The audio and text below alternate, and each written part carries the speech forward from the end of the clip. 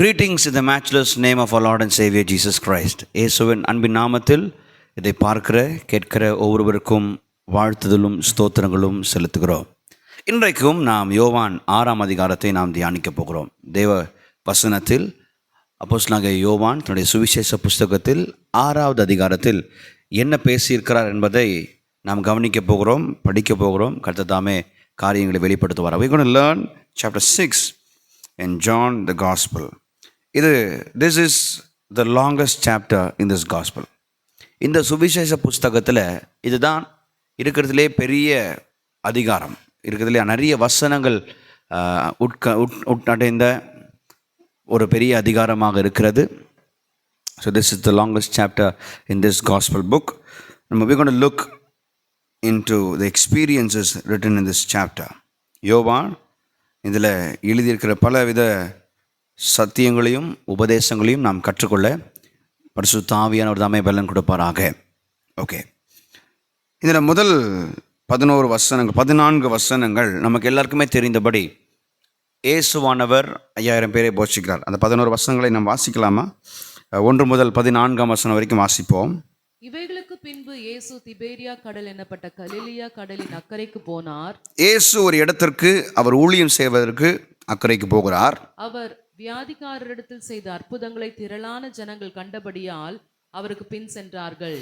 So the first group of people that follows Jesus, இயேசுவை பின்பற்றி வந்த முதல் கூட்டம் அடையாளங்களை பார்த்து பின்பற்றி வந்தார்கள். அடையாளங்களை பார்த்து பின்பற்றி வந்தார்கள். These are the first kind of people in this chapter who followed Jesus by seeing the signs and wonders. அடையாளங்களையும் அற்புதங்களையும் கண்டு பார்க்க பின்பற்ற வந்த ஒரு கூட்டம். தொடர்ந்து வாசிப்போம். இயேசு மலையின் மேல் ஏறி அங்கே தம்முடைய சீஷருடனே கூட உட்கார்ந்தார். அப்பொழுது யூதருடைய பண்டிகையாகிய பஸ்கா சமீபமாய் இருந்தது.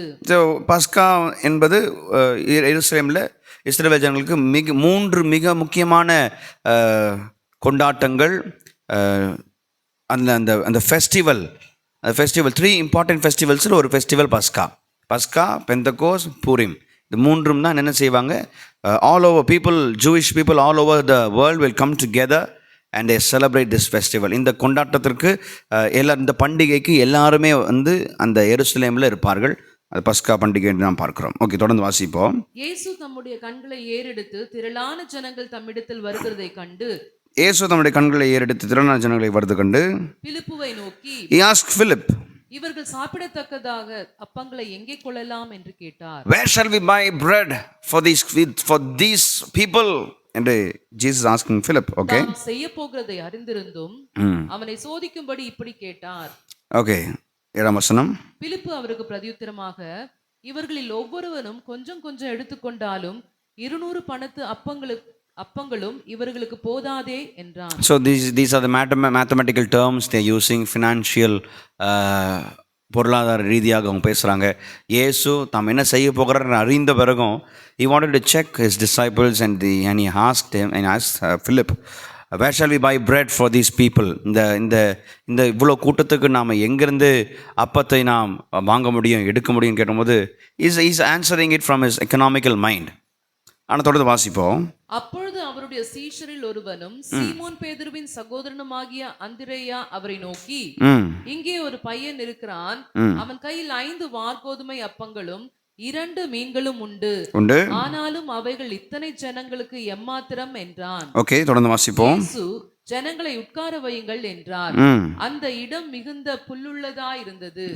பந்தியிருந்த புருஷர்கள் ஏறக்குறைய 5000 பேரா இருந்தார்கள். Now you look into this verse, அந்த நேரத்தில் புருஷர்களை மட்டும்தான் கணக்கு செய்தார்கள். புருஷர்கள் 5000 பேர்.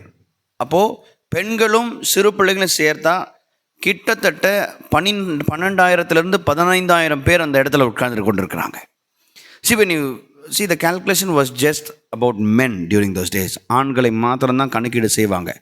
ஆனால் அந்த இடத்துல பெண்கள் பிள்ளைகள் எல்லாம் சேர்ந்து இருந்திருந்தா ஏறக்குறைய 12,000 பேர், 12,000 to 15,000 people are gathered in that place. இயேசுவை பார்க்க திரள் கூட்டம் வருகிறது. Jesus was a crowd puller. Jesus was a real crowd puller. He he sat among people teaching and doing miracles. அவர் போதிக்கவும் அற்புதத்தை செய்யவும் ஜனங்கள் மேல் அவர் கருசனை உள்ளவராக இருந்தார். ஜனங்கள் அவரை தேடி வந்தார்கள். இத்தனை திரளான ஜனங்கள் அவரை தேடி வந்தார்கள். தொடர்ந்து வாசிப்போம். இயேசு அந்த அப்பங்களை எடுத்து ஸ்தோத்திரம் பண்ணி சீஷர்களிடத்தில் கொடுத்தார். சீஷர்கள் பந்தி இருந்தவர்களுக்கு கொடுத்தார்கள். அப்படியே மீன்களையும் அவர் எடுத்து அவர்களுக்குள்ளே வேண்டிய மட்டும் கொடுத்தார். அவர்கள் திருப்தி அடைந்த பின்பு அவர் தம்முடைய சீஷர்களை நோக்கி, ஒன்றும் சேதமாய் போகாதபடிக்கு மீதியான துணிக்கைகளை சேர்த்து வையுங்கள் என்றார். ஸோ இந்த கான்செப்ட், இந்த வசனங்களை லிபரல் தியாலஜன்ஸ்னா ப்ராக்டிக்கலாக பேசுகிறவங்க, அதாவது பார்க்குறத அப்படியே அவங்க சொல்கிறத நான் என்ன சொன்னாங்கன்றதை சொல்லி உங்களுக்கு புரிய வைக்கிறேன். லிபரல் தியாலஜன்ஸ்லாம் இந்த வசனத்தை எடுத்துக்கிட்டு என்ன சொல்கிறாங்கன்னா, அந்த சின்ன பிள்ளை அவனுடைய லஞ்சை கொடுத்த உடனே, அவனுடைய ஃபுட்டை கொடுத்த உடனே, அதை பார்த்த உடனே ஜனங்க, அதாவது 5000 பேருக்கு இருக்க எல்லாருமே செய்ய ஆரம்பித்தாங்க. அவங்களுடைய ஆகாரத்தையும் கொடுக்க ஆரம்பிச்சிட்டாங்க. அதனால தான் அத்தனை பேர் சாப்பிட முடிஞ்சது. அதனால தான் இதில் பெரிய மீதி எடுக்க ஆரம்பித்தாங்க. இவங்க பேசுகிறது பார்த்தீங்களா, they do not give the honor for the miracle of Jesus. அவங்க மனிதர்கள் செய்ததை தான் காண்பிக்கிறார்களே தவிர இயேசுவின் அற்புதத்தை இங்கே காண்பிப்பது இல்லை. அப்படிப்பட்ட தியாலஜன் சொல்கிற காரியங்கள் பொய். அங்கே இயேசு அற்புதம் செய்கிறவராக இருக்கிறார். Jesus does a miracle. What is a miracle? A miracle is something that defies the natural law. இயற்கையில் இருக்கிற சட்டங்களை அதெல்லாம் உடைத்து விட்டு இயற்கைக்கும் அப்பாற்பட்ட காரியம் செய்கிறாரே, அதுதான் அற்புதம். அது தேவனால் கூடும். Miracle is something that defies natural law, science. இயற்கைக்கு புரியாது, இயற்கையால் புரிந்து கொள்ள முடியாது. தேவஜனமே, நாம் இங்கே புரிந்து கொள்ள வேண்டிய ஒன்று, இயேசு அந்த ஒரு பிள்ளையுடைய ஆகாரத்தை எடுத்து அதை 5000 பேருக்கு ஆசீர்வாதமாக அற்புதமாக மாற்றி அந்த இடத்துல he defied the natural law and science. யாரும் செய்ய முடியாத ஒன்றை அவர் செய்கிறார். நீங்கள் நல்லா கவனித்தீங்கன்னா, இந்த சம்பவம் மட்டும்தான் 4 சுவிசேஷ புஸ்தகங்கள் இருக்குது. மத்தேயுவில் இருக்குது, மார்க்கில் இருக்குது, லூக்காவில் இருக்குது, யோவானில் இருக்குது. இந்த 4 புஸ்தகத்துலேயும் 5000 பேரை போஷிக்கிறது இருக்குது. ஆனால் யோவானில் மாத்திரம்தான் அதற்கு பிறகு என்ன நடக்கிறதுன்றது எழுதி வைத்திருக்கிறார். மத்தேயு, மார்க்கு, லூக்காலாம் இந்த 5000 பேரை போஷிக்கிறது மட்டும்தான் எழுதியிருப்பார்கள். ஆனால் யோவான் மாத்திரம்தான் அதற்கு பின்பாக நடந்தது என்ன, what is the sequel after this miracle என்பதை is writing. we are going to focus more on those words and those verses. இந்த இடத்துல God made everyone sit together. That symbolizes that Jesus made everyone equal. They were high class, first class, elite people. They were low caste, low class people. But in the sight of Jesus, everyone are equal. இயேசுவின் பார்வையில் எல்லாருமே சமநிலையில் தான் உட்கார வைத்தார். எல்லாரையும் ஒரே இடத்துல உட்கார வைத்தார். இயேசு யாரையும் பாரபட்சம் பார்க்கிற தேவன் அல்ல, எல்லாரையும் சமமாய் பார்க்கிற தேவனாக இருக்கிறார். ஓகே, ஸோ அது நிறைய காரியங்களை நம்ம பார்க்குறோம். இந்த barley loaves are considered to be the food of the poor people. It is given to the animals. வார்கோதுமை அப்பங்கள், பழைய ஏற்பாட்டில் பார்த்தீங்கன்னா வார்கோதுமை சீப்பான ஒரு பொருள். அது அவ்வளோ விலை உயர்ந்தது கிடையாது, விலை குறைந்தது. சாதாரண மிருகங்களுக்கும் விலங்குகளுக்கும் கொடுக்குற சாப்பாடு, அல்லது காசு பணம் இல்லாதவங்க முடியாதவங்க சாப்பிட்ற சாப்பாடு. அப்போ நல்லா கவனிங்க, ஆண்டவர் அப்படிப்பட்ட ஒரு பிள்ளையோடைய அந்த பேக்ரவுண்டில் இருந்த பிள்ளையோடைய காரியங்களை எடுத்து கர்த்தர் அநேகருக்கு ஆசீர்வாதமாய் மாற்றினார். அப்போ நம்ம ஒன்று புரிந்து கொள்ளணும், அவர் ஸ்டேட்டஸ், அவர் background does not matter to God. From wherever we are, நம்ம எந்த இடத்துலேருந்து வந்தாலும் நாம் அர்ப்பணிக்க ஆயத்தமாக இருந்தோம் என்றால் அந்த அர்ப்பணிப்பை பார்த்த தேவன் எல்லாருக்கும் அற்புதம் செய்ய அவர் வல்லமையுள்ளவராக இருக்கிறார். He is all powerful to do a miracle from nothing and make it as a blessing to everyone. To know from a no one, from an unnamed boy, God took his bread and his fish and he multiplied it to 5,000 men and more. இந்த காரியங்களை தான் நம் 4 சுவிசேஷத்திலையும் பார்க்கிறோம். Okay, அதுக்கு பிறகு நடக்கிறது 15 21 வாசிப்போமா? ஆதலால் அவர்கள் வந்து தம்மை ராஜாவாக்கும்படி பிடித்து கொண்டு போக மனதாயிருக்கிறார்கள் என்று இயேசு அறிந்து மறுபடியும் விலகி தனியே மலையின் மேல் ஏறினார். அதற்கு முன்னாடி 14ஆம் வசனத்தை வாசித்து நம்ம போவோம். இயேசு செய்த அற்புதத்தை அந்த மனுஷர் கண்டு மெய்யாகவே இவர் உலகத்தில் வருகிறவரான தீர்க்கதரிசி என்றார்கள். See, note this, underline this verse, note this point. அந்த ஜனங்கள் இவரை உலகத்திற்கு வந்த தீர்க்கதரிசி என்று சொன்னார்கள். Note this point. People will honor you when they get an advantage. See, when they get an upper hand. So when they receive a blessing from you, they honor you and they praise you. இங்கே இயேசு அவர்களுக்கு போஷித்தாரே, அந்த போஷிப்பை பெற்றவுடன் அவர் தீர்க்கதரிசியாக தெரிகிறார். இது போக போக ஒரு அப்படியே ஒரு மேலான இடத்துலேருந்து என்னது அப்படியே டவுன்வர்ட் ஏரோவில் போகும். நீங்கள் வேணால் பாருங்கள், the experience will go from upward to downward. அடுத்து இந்த 15ஆம் அதிகாரத்தில் நிறைய முறை இயேசுவை ராஜாவாக மாற்ற வேண்டும். they wanted to make Jesus as a political figure, but Jesus did not come to politically rule the people. இயேசு அரசாங்கம் செய்வதற்கோ இந்த அரசியலில் சேருவதற்கோ இயேசு வரவில்லை. அவர் அற்புதத்துக்கு அதற்காக செய்யலை. அதனால தான் நிறைய முறை இயேசு என்ன செய்வார், தனியாக அவர் மலைக்கு போயிடுவார். தனியாக அவர் ஒரு இடத்துக்கு போய் ஜெபம் பண்ண ஆரம்பிச்சிருவார். Why? Because people either wanted to make him as a king or wanted to kill him or wanted to take him and give him to the Roman government. அவர் காட்டி கொடுக்கவோ இல்லை அவர் கொலை செய்யவோ இல்லை அவர் ராஜாவோ மாற்ற தான் பல முறை முயற்சி செய்திருக்கிறார்கள். அதனால தான் பல முறை இயேசு என்ன செய்வார், தனியாக மலைக்கு போய் ஜெபிக்கிறார். நிறைய அந்த இடத்துல கூட்டம் கூடுகிற இடத்துல அவர் அநேக நேரம் இருப்பதில்லை. 16ஆம் வசனம் தொடர்ந்து வாசிப்போம். சாயங்காலமான போது அவருடைய சீஷர்கள் கடற்கரைக்கு போய் கடவில் ஏறி கடலின் அக்கறையில் உள்ள கப்பர்நகூமுக்கு நேராய் போனார்கள். அப்பொழுது இருட்டாய் இருந்தது. இயேசுவும் அவர்களிடத்தில் வராதிருந்தார். பெருங்காற்று அடித்தது, கொந்தளித்தது. அவர்கள் ஏறக்குறைய 3-4 மைல் தூரம் தண்டு வலித்து போன பொழுது இயேசு கடலின் மேல் நடந்து படவுக்கு சமீபமாய் வருகிறதை கண்டு பயந்தார்கள். அவர்களை அவர் நோக்கி நான் தான், பயப்படாதிருங்கள் என்றார். அப்பொழுது அவரை படவில் ஏற்றிக்கொள்ள மனதாயிருந்தார்கள். உடனே படவு அவர்கள் போகிற கரையை பிடித்தது. இந்த வார்த்தை எனக்கு ரொம்ப பிடிக்கும். Whenever Jesus walks on water, before he walks on water, there will be an arousement of the sea. கடல் கொந்தளிக்கும், காற்று வேகம் அடிக்கும், அந்த படகு தத்தளிக்கும். ஆனால் இயேசு வந்தால் அமைதல் ஆகிடும்.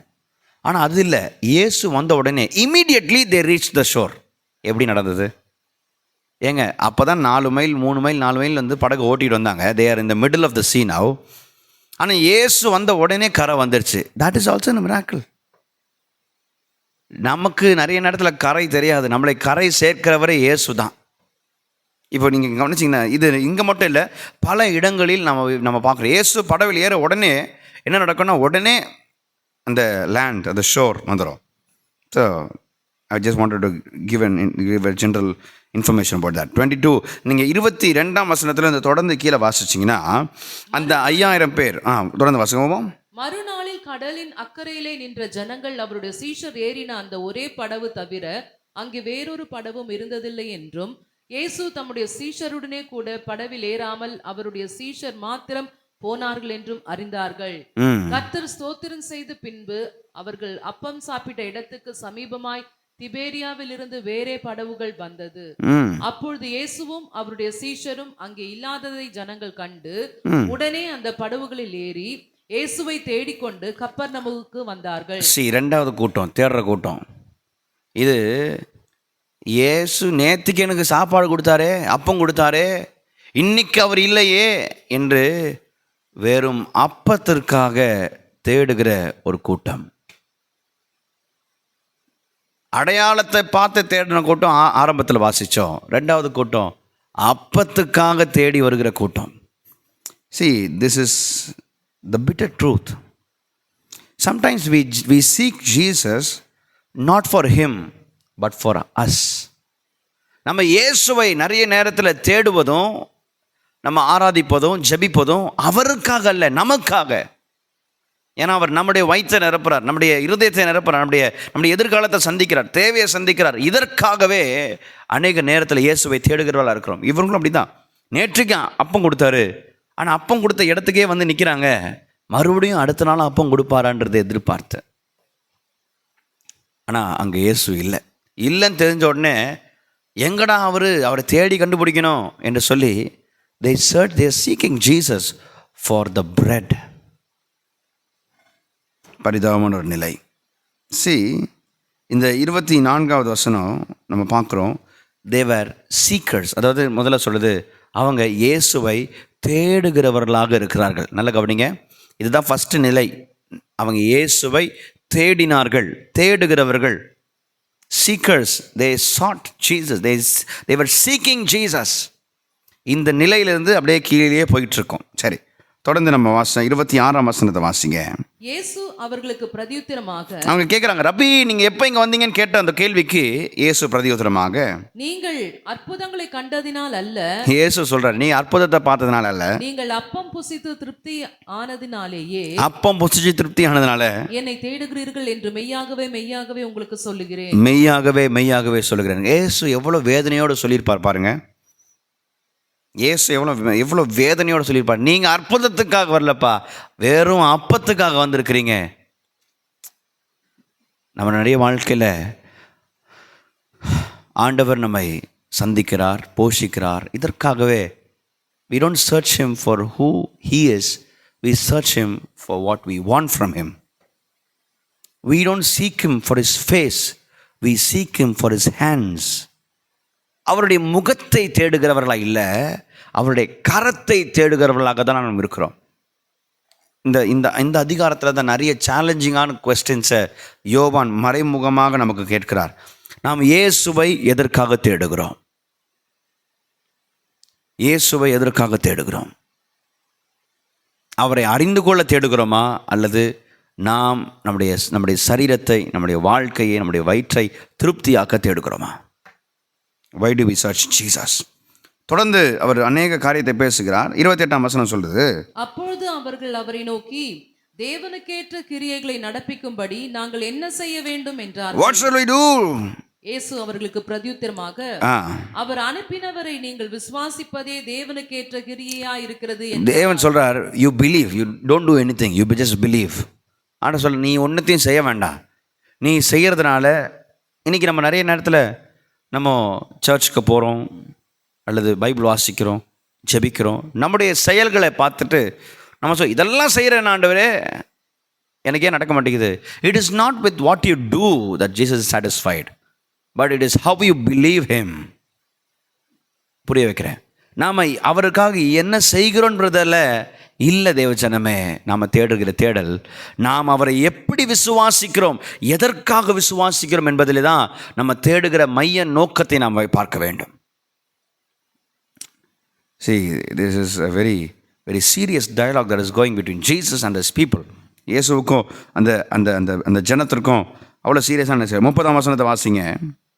அதற்கு அவர்கள், அப்படியானால் உம்மை விசுவாசிக்கும்படிக்கு நாங்கள் காணத்தக்கதாக நீர் என்ன அடையாளத்தை காண்பிக்கிறீர்? ஏங்க நேத்திக்கு தானேங்க சாப்பிட்டான். 5000 பேர் நேத்திக்கு தானே போஷிச்சாரு. ஒரே நாளில் அவர் நேற்று செய்த அற்புதத்தை மறந்துட்டாங்க. So the next challenging question, we sometimes forget yesterday's miracle for today's need. இன்னைக்கு நமக்கு இருக்கிற தேவை யோசிச்சு நேத்திக்கு ஆண்டவர் செய்த அற்புதத்தை நம்ம நிறைய நேரத்தில் மறந்துருக்கிறோம். கிறிஸ்டியன்ஸ், தேவ பிள்ளைங்க, இன்னைக்கு ஒரு தேவை புதுசாக வரும்போது நேற்றைய தினம் மகிமையான காரியம் செய்திருந்தாலும் we forget our yesterday's miracle for today's needs. That is the pathetic situation for Christians here. இங்கே கேட்குற, என்னத்தை செஞ்சீங்க நீங்கள் நாங்கள் விசுவாசிக்கிறதுக்கு? See what a challenging question it is. இயேசு இன்று செய்கிற நன்மை சிந்திக்காமல் நாளைய குறித்து நம்ம யோசித்து கொண்டிருக்கிறோம். கவனிச்சிங்களா? இன்னைக்கு God has given a gift called today and you don't enjoy the miracle of today and you start thinking about tomorrow. எவ்வளோ ஒரு பரிதாபமான நிலைமையில் இது நான் இன்னொரு வகையில் சொல்லப்போனால், we don't thank for today, we cry for tomorrow. இன்றைக்கு கர்த்தர் செய்த நன்மையை யோசித்து நன்றி சொல்லாமல் நாளைக்கு என்ன நடக்குமோன்றதுக்கு அழுதுகிட்டு இருக்கிறோம். This started here. Or it's not many years back, it is even year 6ஆம் அதிகாரத்தில் அப்படி தான் இருக்கிறாங்க. அவர்கள் இன்றைக்கு நன்றி சொல்லாமல் நாளைய குறித்து கவலைப்பட்டு அழுது கொண்டிருக்கிறார்கள். இதுதான் நம்முடைய நிலையாக இருக்கிறதா? தொடர்ந்து நீங்கள் வாசிங்க 31. வானத்திலிருந்து அவர்களுக்கு அப்பத்தை புசிக்க கொடுத்தார் என்று எழுதியிருக்கிறபடி நம்முடைய பிதாக்கள் வனாந்தரத்தில் மன்னாவை புசித்தார்களே என்றார்கள். இயேசு அவர்களை நோக்கி, வானத்திலிருந்து வந்த அப்பத்தை மோசே உங்களுக்கு கொடுக்கவில்லை, என் பிதாவோ வானத்திலிருந்து வந்த மெய்யான அப்பத்தை உங்களுக்கு கொடுக்கிறார் என்று மெய்யாகவே மெய்யாகவே உங்களுக்கு சொல்லுகிறேன். வானத்தில் இருந்து இறங்கி உலகத்துக்கு ஜீவனை கொடுக்கிற அப்பமே தேவன் அருளிய அப்பம் என்றான். இவ்வளவு ஸ்பிரிச்சுவலான காரியத்தை பேசின 34ஆம் வசனத்தில் அவன் சொல்றான், அப்பொழுது அவர்கள் அவரை நோக்கி, ஆண்டவரே, இந்த அப்பத்தை எப்பொழுதும் எங்களுக்கு தர வேண்டும் என்றார்கள். ஏங்க, இயேசு பேசுறதெல்லாம் ஸ்பிரிச்சுவல் கான்செப்டை பேசிக்கிட்டு இருக்காரு, ஈவன் பிசிக்கலா பேசிக்கிட்டு இருக்கான். இது எங்கன்னா நீங்க சமாரிய ஸ்திரியை கவனிச்சிங்களா? ஆண்டு சொல்ற இந்த தண்ணீரை குடிக்கிறவன் இனி தாகம் அடைவதில்லை என்று ஸ்பிரிச்சுவல் கான்டெக்ஸ்ட்ல அவர் என்ன செய்கிறார்? தன்னை குறித்து பேசி கொண்டிருக்கிறார். ஆனால் அந்த ஸ்திரியோ இது எங்கே கிடைக்கும், கொஞ்சம் காட்டுங்க, நான் போய் பிடிச்சிக்கிறேன் என்று சொல்லி பிசிக்கலாக யோசிக்கிறார். See, the discussion of Jesus is spiritual and these people are talking very physical. அவர் தன்னை பற்றி பேசுகிறார். பிதாவுடைய சமூகத்திலேருந்து இறங்கி வந்து ஜீவனுக்கு கொடுத்த அவரை குறித்து பேசி கொண்டிருக்கார். இவங்க கேட்குறான், டெய்லியும் எனக்கு இந்த அப்பம் கொடுங்க. ஏன்னா இவங்க அப்பத்தை தேடி வந்த கூட்டம். அப்பத்தை தேடி வந்த கூட்டத்திற்கு அப்பம் கிடைக்காதபடியினால் they are physically dealing and talking, conversing with Jesus. இன்றைக்கு நம்ம யோசிக்கணும், ஆண்டவரே, your spiritual conversation should always, I should respond it with physical response. ஆவிக்குரிய பிரதியுத்தரங்களை நாங்கள் சொல்லணும், மாம்சத்துக்குரிய காரியங்களை யோசித்து இல்லாதபடிக்கு உதவி செய்யுங்கப்பா. இங்க 35ஆம் வசனம் வாசிப்போம். இயேசு அவர்களை நோக்கி, ஜீவ அப்பம் நானே. ரைட், இந்த நானேன்ற 7 முறை மெட்டபரிக்கலாக ஒப்பிட்டு பேசுகிறார். நானே ஜீவ அப்பம், நானே உயிர்த்தெழுதலும் ஜீவனும், நானே உலகத்தின் வெளிச்சமும் என்று சொல்லி ஐ ஆம் ஸ்டேட்மெண்ட்ஸ் யோவானில் மாத்திரம் 7 times மெட்டபரிக்கலாக பேசுகிறார். 23 முறை இதை ஐ ஆம் என்ற வார்த்தை பேசுகிறார். ஐ ஆம்னா கிரேக்கில் எகோ எமி என்ற அர்த்தம்.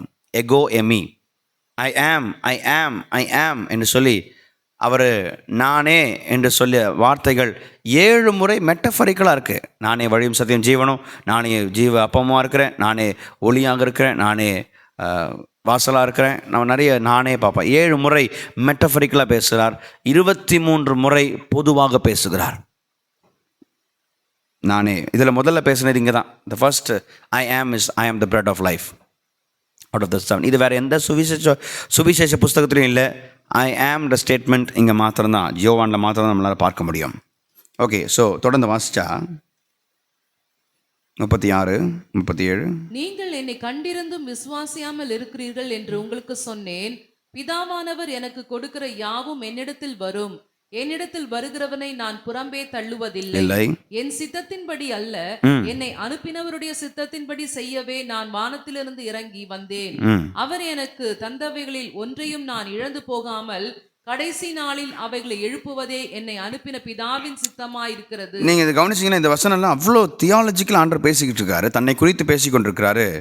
ஆனால் ஜனங்க எல்லாம் என்ன பண்ண முடியலன்னா அவங்களால ஏற்றுக்க முடியல. ஸோ த செகண்ட் ப்ராசஸ், அவங்க தேடுகிறவர்களாக இருந்தாங்களே. இப்போ அடுத்த 41ஆம் வசனம் வாசிங்க. நான் வானத்திலிருந்து வந்த அப்பம் என்று அவர் சொன்னது நிமித்தம் யூதர்கள் அவரை குறித்து முறுமுறுத்து. ரெண்டாவது, தேடினவங்க இப்போ முறுமுறுக்கிறவனா மாறினான். Seekers became complainers. தேடினவன் இப்போ முறுமுறுக்கிறவனாய் மாறுகிறான். இயேசு தன் அன்றாட வாழ்க்கைக்கு வேண்டிய அப்பத்தை அவர் கொடுக்கல, அவர் போஷிக்கல. அவன் விரும்புகிறது இயேசு கொடுக்க முடியல, இயேசு கொடுக்கிறது அவன் விரும்பலை. அதுதான் கான்செப்ட், புரிஞ்சுச்சா? அவன் விரும்பி வந்து கேட்பதை இயேசு கொடுக்கல, இயேசு கொடுப்பதை அவன் விரும்பலை. He wanted bread and Jesus did not give that. Instead Jesus saying, I am the bread of life, but they don't want it. இன்றைக்கு நாம் விரும்புவதை இயேசு கொடுக்காமல் போனாலும் இயேசு நமக்கு தேவனா இருக்கிறாரா? Is Jesus the Lord of all when he does not give all? நம்ம யோசிச்சு பார்க்கணும். ஆண்டவரே, எல்லாமே கொடுக்காம இருந்தாலும் எல்லாவற்றுக்கும் அவர் தேவனாக இருக்கிறாரா? Is he the Lord of all?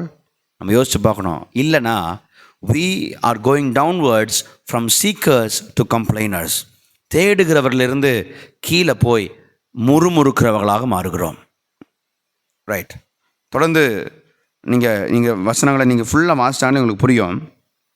நம்ம வாசிக்க வேண்டாம். Let's skips some verses. இவர் சொல்கிறாரு, நானே அவர் அந்த மக்கள் சொல்கிறாங்க, இவன் யோசேப்பின் குமாரன் அல்லவா, இவன் யோசேப்பின் மகன் அல்லவா, இவன் என்ன திடீர்னு எப்படி சொல்கிறான், நானே பரலோகத்தில் இறங்கி வந்தேன். கவனிச்சிங்களா? 14ஆம் வசனத்தில் நம்ம வாசித்தோம், உலகத்திற்கு தீர்க்கதரிசியாக வந்தவன் சொல்லி இது மார்வல்ட், அதிசயமாக பேசினவன் இன்னைக்கு அற்பமாக பேசுகிறான்.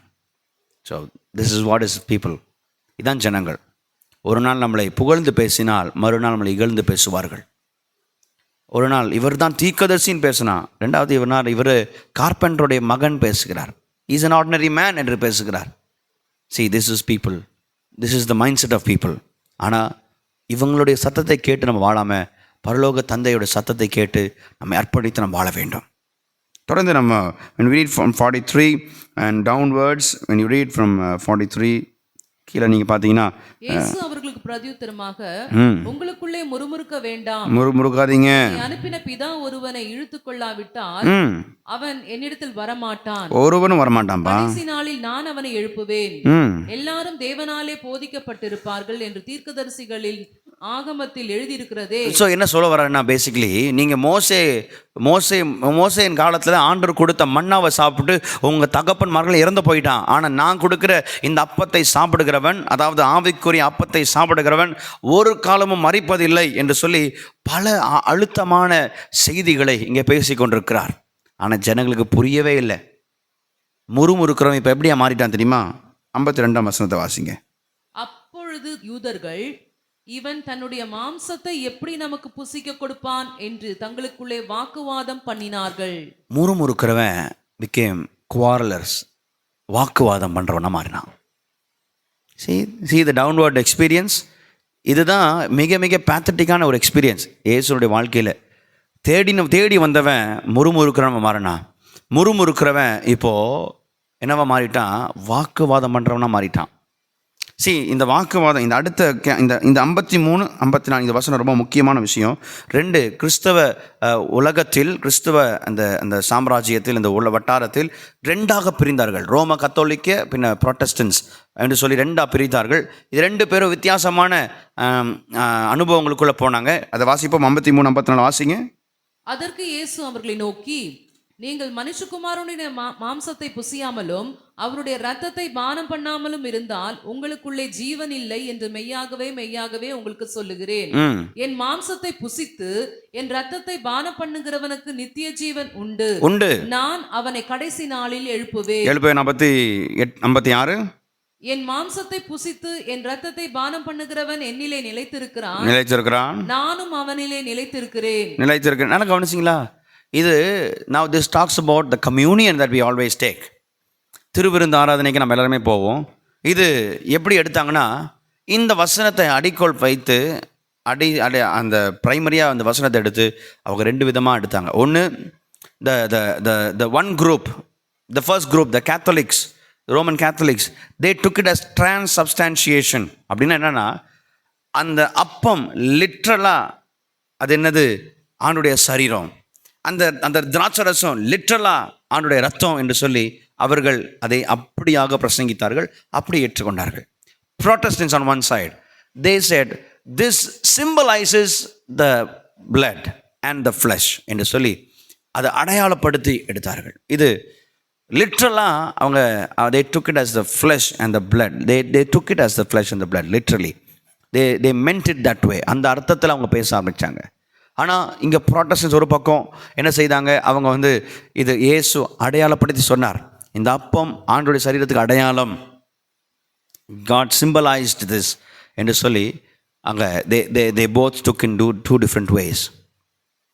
But one thing is for sure, இயேசு அன்றைக்கு அந்த ஜனங்களோடு கூட he was having some serious conversation. தொடர்ந்து வாசிப்போமா? தொடர்ந்து வாசித்தோம்னா 59 கப்பர்நகூமில் உள்ள ஜெப ஆலயத்திலே அவர் உபதேசிக்கையில், இதையெல்லாம் உபதேசம் பண்றாரு. 60ஆம் வசனத்தை வாசிங்க. அவருடைய சீஷரில் அநேகர் இவைகளை கேட்ட பொழுது, இது கடினமான உபதேசம், யார் இதை கேட்பார்கள் என்றார். Finally they accepted it. ஆமென், ஆமென். கடைசியா அவன் ஒத்துக்கிட்டான்பா. எவ்வளோ கடினமான உபதேசத்தை பேசுகிறார். சிலரெல்லாம் கடினமான உபதேசம் பேசுனா அவங்களால ஏற்றுக்க முடியாது, கொஞ்சம் கஷ்டம். ஏன்னா அவங்க ஆல்ரெடி எந்த ஸ்டேஜுக்கு வந்துட்டாங்கன்னா, அவங்க வாக்குவாதம் பண்ணுற ஸ்டேஜுக்கு வந்தாச்சு. நீங்கள் தேடுறவன் இன்றைக்கி தேடினது கிடைக்காம போனதுனால கம்ப்ளைண்ட் பண்ணுறவனா மாறினா, கம்ப்ளைண்ட் பண்ணவங்கிட்டையும் ஆண்டவர் தொடர்ந்து பேசிக்கிட்டே இருக்கிறாரு. அந்த கம்ப்ளைண்ட் பண்ணுறவன் வாக்குவாதம் பண்ணுறவனா இருக்கிறான். வாக்குவாதம் பண்ணவங்கிட்டையும் சீரியஸான டாக்டரின்ஸை பேசிக்கிட்டு இருக்கிறாரு. அவன் என்ன செய்கிறான்? எப்போ இது கடினமான உபதேசமாக இருக்குது, how can we accept it, this is hard teaching, இப்படியெல்லாம் சொல்லி 61ஆம் வசனத்தை வாசிங்க. சீஷர்கள் அதை குறித்து முறுமுறுக்கிறார்கள் என்று இயேசு தமக்குள்ளே அறிந்து அவர்களை நோக்கி, இது உங்களுக்கு இடரலா இருக்கிறதோ? இது உங்களுக்கு இடரலா இருக்காப்பா? இந்த சத்தியம் உங்களுக்கு இடரலா இருக்காப்பா? See, sometimes the truth offends people. சில நேரத்தில் சத்தியம் நிறைய பேருக்கு இடரலாக மாறுகிறது. ஏன்? they have already stepped down from seekers to quarrelers. ஏன்னா அவங்களோட நிலை தேடுகிற அனுபவத்திலிருந்து முறுமுறுக்கிலிருந்து கீழே வாக்குவாதம் வந்துட்டாங்க. they are now going downwards. they are far from the relationship of God. இனி அவங்களுக்கு என்ன சொன்னாலும் அது கடினமான சத்தியமாக தான் தெரியும். அது அது அது அவங்களால ஏற்றுக்கொள்ள முடியாது. அது அவங்களுக்கு இடல் உண்டாக்க மாதிரி தான் இருக்கும். இயேசு பரிதாபமாக எவ்வளோ வேதனையோடு பேசியிருப்பார். See, he's உலகத்திலே the best preacher is preaching something very serious and important, and these people don't even give their ears 100%. நிறைய நேரத்தில் நம்ம அப்படி கூட, ஆண்டவரே 59-65 says Jesus is either Lord of all or not Lord at all.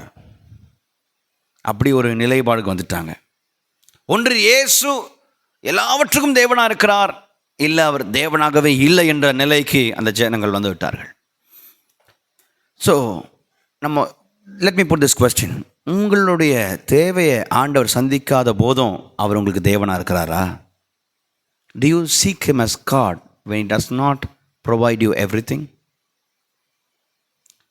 தேவைக்காக ஆண்டவரை தேடுகிறவர்கள் இதில் இடரல் அடைந்து போவார்கள். நீங்கள் 66ஆவது வசனத்தை வாசிங்களேன். அது முதல், 4வது ப்ராசஸ், அது முதல் அவருடைய சீஷரில் அநேகர் அவருடனே கூட நடவாமல் பின்வாங்கி போனார்கள். 4வது கூட்டம் பின்வாங்கி போன கூட்டம்.